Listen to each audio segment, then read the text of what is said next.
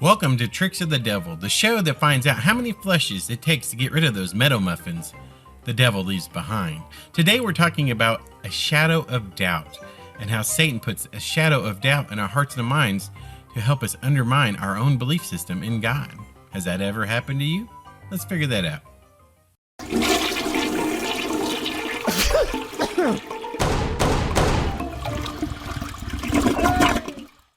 Is the Bible enough is the question. They often try to use the Bible to undermine the Bible. It's like undermining your own case with your own evidence. If you believe your source material is flawed, how can you use that flawed source material to prove that it is flawed? It makes no sense. It's a double negative. It just doesn't work out. You can't prove something not to be true by not proving anything at all. Again, a double negative. It makes no sense. The question is, what evidence do you have? What is your foundation for this argument or discussion about the Bible? Here is a thought experiment to prove what I'm trying to explain. A guy asks another guy, "Hey, you've been married for 20 years, right?" And the guy goes, "Yep." And he asks, "Has your wife ever cheated on you?" And he said, "No, not that I know of." He's like, "You've been married for 20 years though, right?" And the other guy goes, "Yeah." He's like, "Well, that's a long time." And he goes, "Yeah, you're right, it is." So the one guy goes, "Well, you think she had the opportunity?" And he goes, "Well, I guess maybe so." He's like, "So you're saying my wife cheated on me?" And the other guy goes, "No, I'm not saying that. You're saying that. I didn't cheat on you." See what happened there? That little trick of the mind? Or just get you thinking about things that don't even make sense. But if you just follow the thought train, you wind off derailed off into some thought that you shouldn't even be having.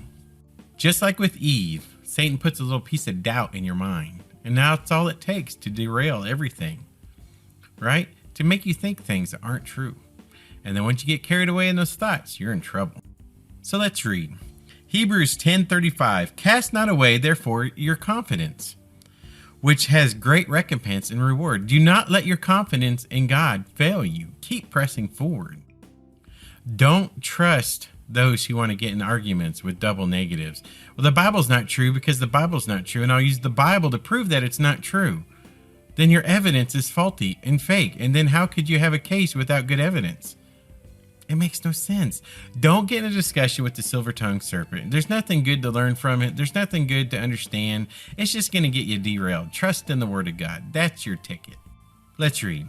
Proverbs 14:26, "In the fear of the Lord is strong confidence, and his children shall have a place of refuge." So fear the Lord, trust God, reverence him. Know that he is there for you.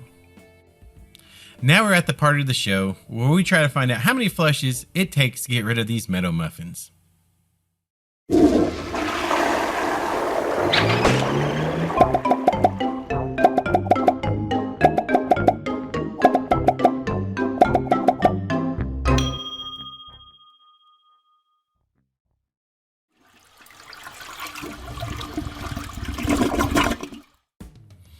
This could be one of the worst tricks that can happen.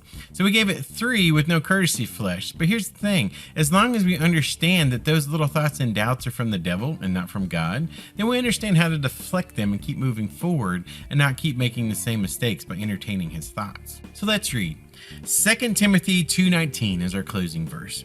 "Nevertheless, the foundation of God standeth sure, having this seal. The Lord knows them that are his. And let everyone that nameth the name of Christ depart from iniquity."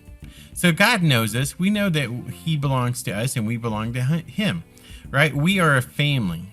Don't let doubts destroy that connection.